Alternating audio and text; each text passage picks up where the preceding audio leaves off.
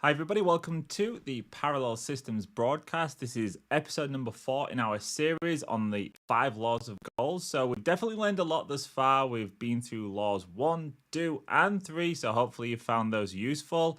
And I've learned a lot. I've learned a lot about my channel. I've learned that when I increase my content by 300%, it actually leads to less views. It's amazing, isn't it? Well, of course we know what that is, my friends. There's somebody with their hands dipping down on those scales, or should I say, in my case, actually holding their hand underneath the scales. So that is unfortunately the problem with this platform. So I would urge you all to check out my BitChute, my Rumble, my Rockfin. I've got many other places where I upload content too.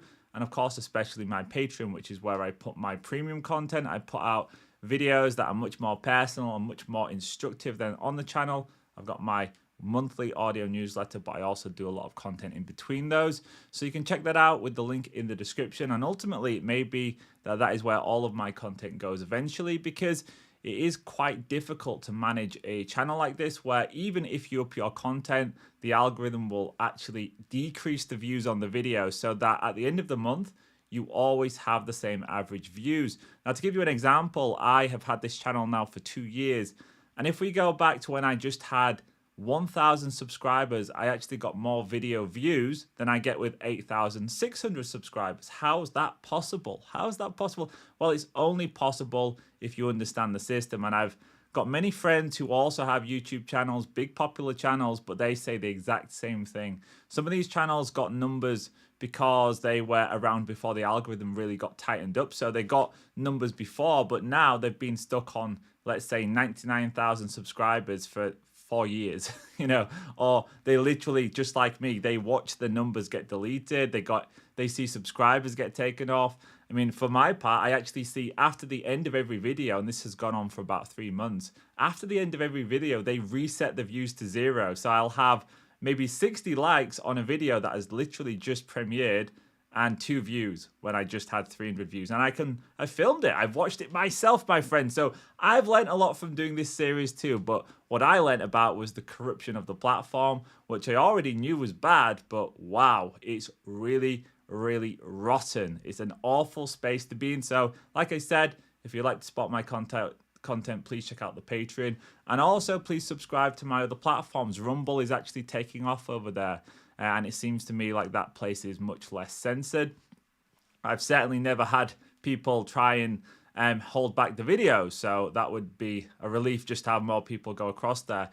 So let's get to tonight's episode. Let's get over to rule, or should I say law number 4, and let's just recap where we've been thus far. So we've been through laws 1, 2, 3, and I'm just going to go through them. The first one was gold cometh gladly and in increasing quantity to any man who will put by not less than 1/10 of his earnings to create an estate for his future, and that of his family. So the first law, of course, was all about saving, which is first and foremost, that's what you need to learn to do. If you don't learn to save, you're never going to be an investor or a speculator or anything that you want to become in terms of financially successful. It's not going to happen if you don't know how to save. I mean, some people do come into money, they get mommy and daddy's money, or they just take out loans to speculate. I know people who have done this. They've got a credit card so they can try and teach themselves how to become an investor, but they don't. They become a gambler and they get themselves in debt. So the first thing you have to do is learn to put at least 3 months' salary away. Everyone should have at least 3 months' salary away. It should be in cash, of course. You don't want that in dirty digits on a screen, because when that system comes down, it all gets taken. So you need it in cash. You put that away. Now you've got your 3 months cash. What are you going to do with the rest of the income, the surplus that you're now creating? And it's a minimum of 10%. But if you really want to go hard, you should be up over 50%. It's possible. It's possible. Maybe you have to downsize your life, but we spoke about that in episode number 1 of the series, so go check that one out. And I also spoke about how I managed to get to that magic 50% number. I actually got 70%. So that's the first thing you have to do. You have to create the surplus. Now you've got a surplus, we go to law number 2, and that was gold laboureth diligently and contentedly for the wise owner who finds for it profitable employment, multiplying it even as the flocks of the field. So the second one was about going from being a saver to an investor or a saver to a speculator. And when I say speculator, I mean a wise speculator. You can speculate wise, or you can also speculate. I wouldn't call it speculating if you're doing it wrong. I'd say you're a gambler. It's very different. Speculation is a form of sophisticated gambling, but it's not the same as going to a craps table and just putting your money down. So I would say the second one is about that move, that transition away from just saving money, which is, let's face it, that's what most people do today. They save. And if they do invest, and everyone does invest, I always say you're always investing. If you put your money in a bank account, you might think, oh, I'm doing the low risk thing. You're actually not. You're doing a very high risk thing. Why is that? Because they've told you they're going to take it. They've told you it's not yours. They've promised you there's going to be a bank bail-in in the next crisis. So it is the dumbest thing you can do, but it's not also saving. I'd say it's investing, because what you're actually doing is you're investing in the bank and you're investing in the currency at the same time. So when people feel afraid of investing, I say, well, you're never not investing. You're always investing. You just don't know it. You're investing in a failing bank, you're investing in a failing currency, and you're investing in a failing financial system. So if you look at what you could be investing in, maybe that actually looks a little bit safer than you thought it was. And what you're actually doing looks far, far riskier. Number 3, gold clingeth to the protection of the cautious owner who invests it under the advice of men wise in its handling. Again, what it's talking about here is once you've moved from saver to investor and you've got those skills down, now you need guidance. And number 3 really was all about finding mentors and shrewd, wise people who are experienced in the handling of gold. And of course, when we say gold here, we're talking about investments and wealth. And I discussed how there's many places we can go today. We've got books that are so easy to buy. You can go online, you can read some of the best investing books in the world. Howard Marks, Peter Lynch, not Warren Buffett, Ray Dalio. There's plenty of great books out there that you can read to get yourself up to speed. Also, there's plenty of nonsense you can read. So you have to be shrewd. You have to be wise yourself. You have to listen to what people say. You have to follow them and track them, see how well they're doing. Doug Casey, we mentioned him. So that was number 3. You have to find teachers. You have to find mentors. Now we get to number 4, which is the theme of tonight's episode. It's law number 4. And we're going to go to that now. It's really an expression of number 3, I'd say. So it's like moving on. Everyone builds on the last one.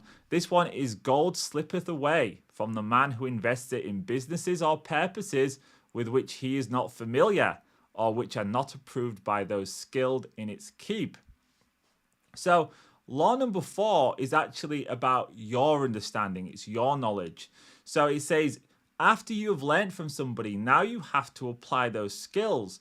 But you should only be investing in things that you understand. It sounds very simple. It's like, of course, I'm not going to go buy a house in a random neighborhood when I don't know what the street's like. I don't know what the area of town's like. I don't know what amenities there are in that part of town. That would be so dumb. It would be so foolish. I'm not going to waste or risk my capital on such a foolish thing. Or I'm not going to buy a random business. I'm not just going to blindly look through the businesses for sale and just pick one at random. That would be so dumb and foolish. And yet, that is precisely what I would say the vast majority, maybe even 90% of investors do every single day of their life. And I would say they're not actually investors. How can you call them investors? Again, you'd have to say gamblers. An investor is somebody who practices the art of investing. A gambler is somebody who simply tries to turn money into money. And they do it usually with very little skill. So rule number 4, or law number 4, is all about that knowledge base. It's about you becoming a skillful investor. And it also talks about having your mentor's agreement. So if your mentor does not agree with an investment, if they say, no, that's a bad idea, to listen to them. So it's about being humble again. Okay, I'm going to take a sip of my water. Let's just check who's in the live chat tonight. We've got Jan in. Nice to see. Oh, it's Jan, sorry. Nice to see you, Jan. Let's go, he says. Yes, let's go. Let's get stuck into this one. So this one's about becoming wise ourselves, learning from other people, but then actually learning for ourselves the skills and art of investing. And in investing, these things take time to understand. It's not something we're going to get overnight. We have to get our feet wet, and we also have to be willing to get things wrong. You might get things wrong to start with. That's why you need somebody to guide you. That's why it's really useful. Now, today, like I said, the mainstream investors today, they don't really do much of anything unless they're told to do it. In fact, I would say most people who are risking their capital today, and let's loosely call them investors, they're basically just trend followers, and not trend followers of the sophisticated sort, the kind that you'd see maybe with traders. There are traders out there who are what we call trend followers. They find a trend in the market. For example, maybe oil's broken out from a range, and they look at the chart and they see, and there's a new trend in play, and they'll buy in and they'll follow that trend until one of their indicators says that the trend's coming to an end, and then they'll sell. That's a sophisticated trend follower. Now, when I'm talking about trend followers, which is the masses of sheeple, the everyday man and woman who are investing or speculating or gambling their money, they are following the trend in a literal sense, in that they see what other people are doing. They hear the bars, bah, bah, and they say, I've heard my flock, I'm going to go join them. And then they jump in and they buy whatever they're buying. Now, there's big problems with that, of course, because if you don't understand what you are buying, you have no business buying it. Just like I said, you wouldn't buy a random business if it was a bricks and mortar business. But when it comes to investing and speculating, people do it all the time. So if the flock, if the herd is buying crypto, then they're going to buy crypto. If they're buying AI stocks, then they're going to buy AI stocks. If it's silver miners, they're buying silver miners. Now, of course, why that always goes wrong is because when you buy what other people are buying, that means everyone is already in. The consensus is already there. And the profit, the easy profit, the low risk profit is already taken. That was taken by the people who actually know how to invest. And what is the art of investing? Well, it's about making valuations. It's about finding trends. It's about seeing things before the sheep and the flock see it. Now, once the sheep and the flock see it, it's already too late. The good returns have gone. Now you're getting to the more higher risk returns. You're getting to the edgy part of it because, of course, the speculators who knew what they was doing, they bought when it was maybe 200-300% less. And now they're selling into the strength when the masses come in. Now, who tells the masses what to buy? Well, I would say it's just the same as the masses being told what to eat, what to think, what to watch, what to put in their bodies. It's the media, of course. It's the financial media and it's the mainstream media.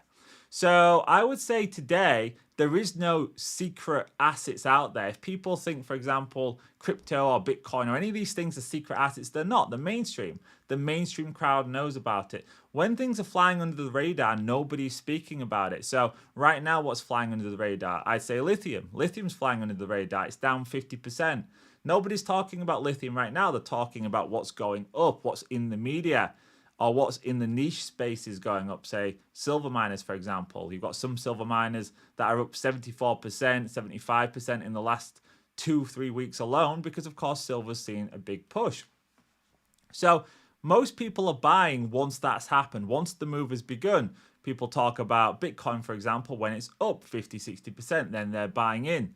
But of course, the time to buy it is when nobody is talking about it. And that requires you to understand the markets and to understand what you're buying. Now, it's not just about understanding the dynamics of a market. We also have to understand the dynamics of different sectors and what they are. And then we have to understand the companies within it. So to give you an example, if you want to be an investor in, say, gold and silver miners, first and foremost, you have to understand gold and silver.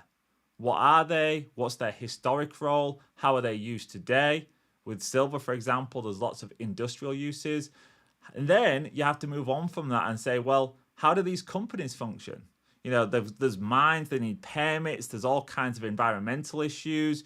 Of course, it's a risky business. You have to understand the models, the profit, the loss, the difference between explorers, junior miners, mid-tier miners, large-tier miners. You have to understand the risks involved in the actual sector. And, you know, all of those things take time. Now, you don't have to be an expert in anything. You don't have to be an expert, but you do have to understand what's going on. You have to understand what's going on around you and what these companies are doing. And of course, then if you're going to invest in one of these companies, you also have to be able to compare companies. So there's two sets of skills here. There's the first one, which is knowledge specific to the sector that you're looking at or specific to the industry. And then there's actually investing skills like understanding cycles, understanding risk management, position sizing, understanding how to compare companies. Because if somebody comes to me, and someone did this just recently and said, Mike, there's a great gold miner, here it is. It's like, fantastic. Okay. Are you going to go invest in it because somebody said it's great? Or are you actually going to say, okay, well, what else is on the table? Because if I could buy this company, I'm also choosing that over all the other companies. There's many of other companies that I, by default, I'm saying I'm not going to buy. So I have to always, if I'm looking at one company, see what else I could buy in a similar space. So if it's a big, large tier, a large cap gold miner, then I need to compare that large cap with the other large caps to see which one has the best value. You know, that's good investing, because if somebody says this is a great company, fine, but there's many great companies perhaps. Or there's other companies that offer a more appetizing prospect for me as an investor. Maybe there's companies that maybe are not quite as good, but they're much more undervalued. Therefore, on a risk to reward equation, I'd say, well, actually, I'll go for that company's not quite as good. Its mines are not quite as good, or its management's not quite as solid as this one, but it's 50% undervalued. It's far less than this other one. This other one's at all-time highs. For example, if you look at a company, let's say Wheaton Precious Metals, it's one of the biggest companies out there, but it's also at its 5-year high. Compare that with, say, Barrick Gold. Barrick's at, I think Barrick is now down about 50-60% from its recent high. So if I was going to go between the two, would I go to the one that's at its all-time high, or the one that's been depressed 50-60%? Of course, the one with the 50-60% depression, I'm going to think, well, that's got more room to run. And as the gold price goes, that one's going to play catch up. So it's simple skills like that we have to have. But first and foremost, we have to understand what we're buying and why we're buying it as well. And these are the things that the everyday crowd don't do. And therefore, that's our edge. Our edge comes from doing what they don't do and actually being a contrarian. So if they're going left, we're going right. If they're buying gold, we're buying silver. If they're buying uranium, well, now they're never going to buy uranium. Let's face it. No one's buying uranium but us, and I think that's going to stay the same. Okay, I'm going to take a sip of this because my mouth's very dry today, but I'm going to check the live chat whilst I'm there. Okay, we've got Stacy in from Central Illinois. They say the retail crypto buys at the top in general. Yeah, they do buy at the top in general. And it's very simple why that is, because you've got a cycle when it comes to investing. So you've got the stealth phase at the beginning. The stealth phase is where I want to be buying something. That's when nobody's talking about it. Only a select few. You know, you're never going to be the only person. But let's go back to, say, 2018. I was looking at Canadian oil stocks. The sector was so beat up. They were down about 95%, some of these stocks. 95%. And of course, all of the media around it, if you did look them up, was doom and gloom. They was never going to go back up. They were destroyed. Trudeau had killed the sector. Of course, when things look so bad, the average investor's not even going to look at it. And if they do, they're going to see all of this media around there that's so negative and say, oh, well, I'm going nowhere near that. I'm going to buy what's in the media. I'm going to buy what they're telling me to buy on TV. I'm going to buy what all my friends are buying, which is going to be some overvalued tech stock. Because, of course, they want you to be in the S&P 500. They want you to be in the areas where they want to see the most hype and growth, and that's because of their agendas. But if you go to something that's undervalued and something where nobody's looking at it, then you've got huge potential rewards, and you're also going to get those rewards for extremely low levels of risk. Because if you buy something when it's at its all-time high, or when it's already up 400-500%, there's risk there involved. Somebody's already taken that 300-500% profit, and now you're getting in the late stage. So the stealth phase is what we're always looking for, but of course most people don't know how to identify it, or just simply don't try. You know, they've never even bothered to put two thoughts into what they're doing. And I'm not saying this to be critical of people. We all do it. That's natural. It's natural to want to be a part of the crowd. It's natural to want to fit in. It's natural to not want to stand out. And of course, if you don't jump in with what everyone else is doing, you're going to stand out. But of course, we know from investing history that that's where the profits lie. So there's the stealth phase, then there's the early phase, then there's the middle phase, and then there's the blow off top phase. And you have different people jumping at different times. The mainstream crowd usually gets in towards the middle and then at the top. That's the two times. Now, of course, the big risk there is you are going to be also there for the collapse. And the collapse comes fast and furious. And most of the people don't sell until they've lost not just what they've invested, but far more than that as well. And we've seen this many times, right? We saw this recently. We saw the big crypto boom, cryptos and NFTs. And if you looked at the if you looked at the screen at the start, which is my thumbnail for this one, you'll have seen my NFT with my Coco Mama, which I'm selling for $1 million. And that's what people are doing, right? They're buying things that they do not understand. I can guarantee you, if I'd have told people 10, 15 years ago that you're going to have hordes of people buying magic tokens online and trading them back and forth between one another, and pictures that are called NFTs, and we're going to pretend that the pieces of art, but you're only going to own it on your computer. It's literally just a digital representation that you paid stupid amounts of money for some, essentially a child's drawing on Paint, Microsoft Paint. People would have said, Mike, you're insane. Nobody's going to do that. That's so ridiculous. And yet they are now the ones doing it. They are breaking law number 4, the fourth law. So I've got a little quote here that I want to share with you. It's from Charles Mackay's Extraordinary Popular Delusions and the Madness of Crowds. And he says, "Men, it has been well said, think in herds. It will be seen that they go mad in herds, while they only recover their senses slowly, one by one." And that's a very lonely recovery as well. So this is talking about our capacity to be those people who join a herd. And we've seen that. Wow, we saw a huge example of that from 2020 onwards, right?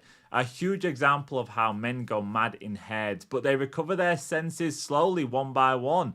And that's what's happening right now. People are slowly, one by one, some recovering their senses. Well, it's the same in investing. And why does it happen one by one? Because everyone's your friend when you're all speculating and gambling and partying and having fun together. Everyone's in the club. It's a community. We're all going to Madeira and all these beautiful locations, and we're all going to pat each other on the back and say what geniuses we are. But what happens when it all goes wrong? Well, there's nobody there then. The phone's not ringing, nobody wants to speak to you, and you don't want to speak to them because you all told each other to do something foolish. So men recover their senses slowly, one by one, and I think that's a good quote. So yeah, technology really does open up the door to wealth transfers because, you know, unless you are a real expert in a field, they're very hard to understand. That's why I prefer to stick to things that are simple to understand. Well, we've got lots of data on it, hundreds of years of examples, and I truly understand the markets, the motivators behind them, the drivers. And also, like I said, it's also about having that bigger picture view, understanding the themes, where we're heading, and applying that. So, you know, if you understand that we're going into a financial reset, then you're going to have a very different view of gold than somebody who has no idea what a financial reset even is. They're going to see gold as just some commodity. It's a commodity. Okay, I'm not interested. Because the mainstream media is not telling me about it. Nobody else is talking about it or buying it. I'm going to go out and buy some Pepe coin. Pepe coin. But if you understand the financial reset's coming, then gold's very important to you. Physical, pure gold. You want to look at that. You want to look at silver. That becomes very important to you. So it's also about understanding the themes and the trajectories that we're on. And let's continue. So where should we go next? We can say an example, actually. I can give you an example of somebody that I knew when I was growing up. It was my granddad. He was an antiques dealer. So he actually dealt in antiques and he specialized in antique clocks, grandfather clocks, actually. And what he told me one day when I was younger, and I always remembered it was, he said, Mike, he said, what you want to do when you're older, he said, is you want to find something that not many people know about. He said, you want to find something not many people know about, and then you need to learn a lot about it. Because if you do that, then you'll be able to find really good value. You'll be able to make lots of money because other people won't see what you can see. You'll see when something's worth something when nobody else does, but you have to specialize. You have to find something. And I think it's the same in investing. You know, he chose grandfather clocks because he realized that very few people know anything about grandfather clocks. So he taught himself all about the styles, all of the different makers, all of the history to do with them. He taught himself how to repair them, how to look at the mechanisms, how to clean them up. And that enabled him to succeed where most of the people would not have any idea. If you showed them a clock and said it's worth $5,000, they'd say, oh, great. If you said it's worth $100,000, they'd say, oh, great. It's the same with what we're seeing with NFTs and cryptos and all of that. People don't understand it, so they just accept what they're told about it. But to truly understand something, I think you have to dedicate years to it. And that's why I'd say if you want to get really good at investing, you need to spend some time choosing something that you're interested in and really focusing on that space. And understanding also, and this is critical, the psychology that will be exhibited within the space. People go mad, right? People are always going to jump into bubbles at the top. People are always going to lose all the wealth. It's just normal. It happens throughout history. It's never going to change. But if you understand that, then you can play that. You can actually play those cycles. And there's a good quote here that I'd like to share with you. It's a wise man gets more use from his enemies than a fool from his friends. So if you're wise, and I'm not saying the other people in the markets are your enemies, although technically speaking they are. We're all facing the market. Whatever the market is, that's what you're trying to beat. And you have to beat an opponent, right? So it kind of works for this one. And if you're wise, then what you'll do is you'll see what other people are doing and you'll use that against them. Okay, they're getting mad, they're going to do X, Y, and Z. I understand that. And if you understand that first, you can preempt it and you can make sure that you're on the other side of whatever it is they're doing. So you're going to buy when they're not buying. You're going to sell when they're buying. You're going to sell when they're at the top. So you're doing it almost kind of in opposition to what they're doing. You're doing the opposite of them. And by understanding the psychology of the crowd, you can then, master that in your own life. And today, I'd say we are more discerning. Less discerning. We're certainly not more discerning. That was a true slip of the tongue. I'd say we're less discerning, more distracted, and greedier and more envious than ever before because we've got, of course, hypermaterialism. So that means that people are extremely vulnerable in the markets. That means that they're extremely easy to predict. It's really easy to kind of foresee how people are going to behave when it comes to things like the cryptos or when it comes to AI or tech stocks. It's really easy to kind of foresee how the everyday man and woman is going to respond. So if you know that, that is a key part of your investing toolkit as well. You don't have to be an expert in all markets, but you can be an expert in psychology. And therefore, you understand how things are going to play out because even if you don't understand the market perfectly, you can say, well, I know what they're going to do. I know how they're going to behave. They're going to be based off of greed. And then once things start to get hairy, it's going to be fear. And of course, if you know how to short the markets, you can play that too. Okay, now let's turn our attentions to the 20,000 foot view. One of the key themes of the series that we've been talking about in these 5 laws is what's led to the decline of the West. And I said very early on, and I've said it probably in each episode, that one of the reasons why the West is in terminal decline is because we have broken all of these laws, all of these rules. We've gotten rid of them. And we've done it as a collective. So we're doing it in the microcosm, but we're also doing it in the macrocosm too. As below, so above, as above, so below. What we're all doing in our private lives when it comes to speculating and gambling and investing, that is really just filtered down from above. Because if we look at what they've got, the nations themselves, and here's another quote from the Extraordinary Popular Delusions, nations like individuals cannot become desperate gamblers with impunity. Punishment is sure to overtake them later. So looking at what we've done in the West, do we understand our investments? Let's just remind ourselves of what the 4th law tells us. Gold slippeth away from the man who invests it in businesses or for purposes which he is not familiar or which are not approved by those skilled in its keep. So what are we investing in the West? Well, let's talk about the financial system itself. We've got an infinitely opaque system now that's full of these complex debt pyramids, structures of debt that even the most advanced minds in economics do not understand. I don't know anyone who can tell me truly how that derivatives complex works. The banks themselves don't know how it works. They don't actually know how many derivatives they've got. They tell us 300 trillion, 400 trillion, now it's a quadrillion. I've been saying 2 to 4, and it's 2 to 4 because nobody even understands it. It's like if you go to a massive computer server and look behind and those wires are just a tangled mess. That's the financial system. It's so opaque. And now we've got financial products that are based on financial products, that are based on financial products. And it goes on and on and on, beneath of which there is zero collateral. The collateral is a bag of rocks. There's so much fraud that is at the heart of this system that nobody truly understands how it works. So if you want to make sense of the quote on the macro level, then yes, the understanding of investing doesn't work even with our nations. Our nations themselves, like you see this when they talk about, for example, the taking. And I saw a video recently about the discussing the taking in Tennessee, those lawmakers can't make sense of the taking. It's so complex. It requires you to have an advanced knowledge of securities law, of securities themselves, of derivatives, of the UCC. It's so complex that the average man and woman is not going to get it, but also the legislators themselves can't get it. Also, the bankers themselves don't understand it. There's a select few people that really truly get the system, and I think it's made that way on purpose. It's made that way so that it can be controlled by a select few, and that is exactly what happens. So going back to the start of this one, let's just cycle back around before we end it. When it comes to investing, you really do have to try and make sense of what it is that you're doing. You have to understand your investments. You have to understand why you're buying and also why you're selling, when you're going to buy, when you're going to sell. And the only way to do that, of course, is to educate yourself. And you educate yourself by having people to learn from. You go to the books, you go to the shows or podcasts that you find add value. Maybe you take some coaching, whatever it is. But you need to get yourself up to speed. Then, of course, you have to practice. You have to practice. Practice your valuations. And yeah, also, I think you just need to have skin in the game as well. You have to feel those emotions to be an investor. But if you do that and you do it properly, then there's no reason why you can't succeed, because, of course, you're doing what 90% of people are not doing. And I think that's the way to succeed. You do what other people are not willing to do. Okay, everyone, I'm going to leave it there for this episode tonight because it is late over here. Tomorrow night, we're going to be coming back with rule number 5.